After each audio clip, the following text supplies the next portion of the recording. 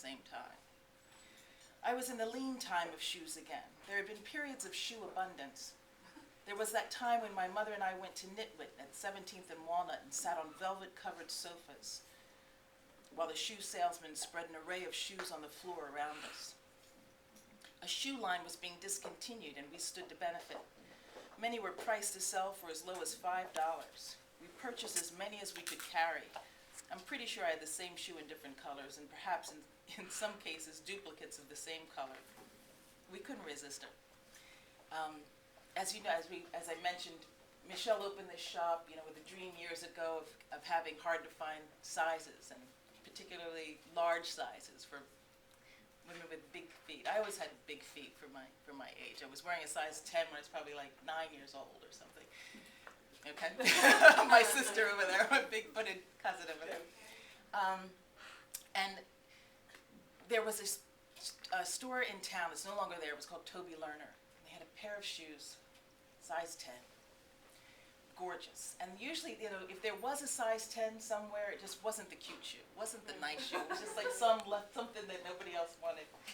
But these were rounded toe, T-strap, a little stacked heel, and like a pale blush color. Very comfortable. Some designer name I've long forgotten.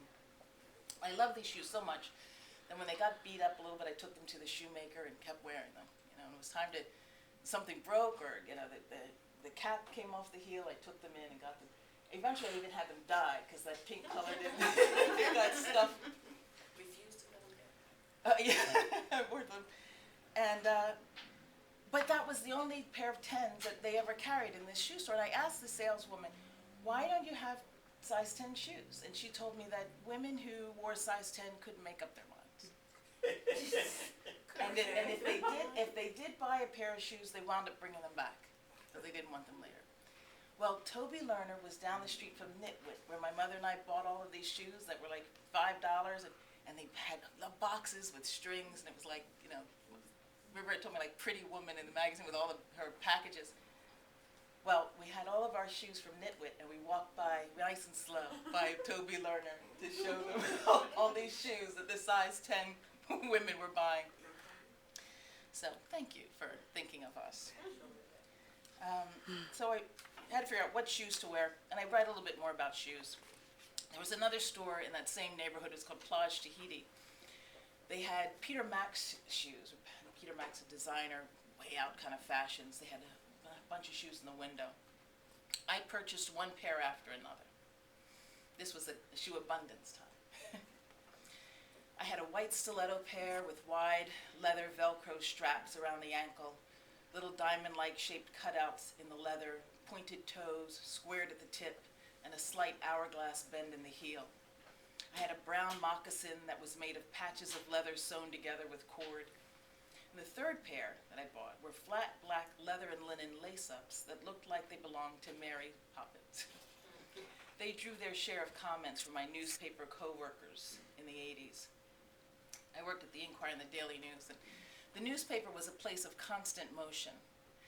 Frequent impromptu face-to-face meetings wore greetings thin, so we bent our communications into funny rhythms and sounds to replace one monotony with another, perhaps more creative or unusual one. Leo Scriboni, for instance, and Harry Callahan had their desks near each other, and every so often Leo would stand up and announce to whoever was in earshot, "Harry the Hat!" as if a show was about to begin. And Harry was the star. And Harry every so often would stand up and declare, "Leo Scriboni." We're nuts. There was a guy who walked through John Canavan, and his saying was, every time he passed a woman in the paper, he would say, "Did I tell you I love you today?" And because we heard this all the time, whoever he passed said no, because that was what you're supposed to say, and then he'd say, "I love you today," and he'd just keep going. There was another guy who every time he saw me, he'd say, "Krista, you can go home now," and I'd go, "Okay." It was 8 o'clock in the morning, noon. So it was a weird place. This is how we, instead of just saying hi, hi, hi again, hi again, hi again, you're always going, coming and going, coming and going. But instead of just saying hello, we had these crazy things that we said to one another. Okay, so I was wearing these shoes at the Inquirer, and Eugene had something original to say every time he saw anybody. It wasn't like, I love you today, and then you'd echo it back, or you can go home now. He'd have something new to say. But it usually had something to do with his grandmother. And there would be something new in the telling. He began a sentence like, my grandmother used to tell me, and Eugene had this funny way of speaking. It was like this funny voice, like would be really high and down low. So something like, my grandmother used to tell me, or as my grandmother used to say. He wasn't Southern. I don't mean to make it sound like a fake Southern accent, but it was just sort of like lilting, like highs and lows. And my grandmama used to say.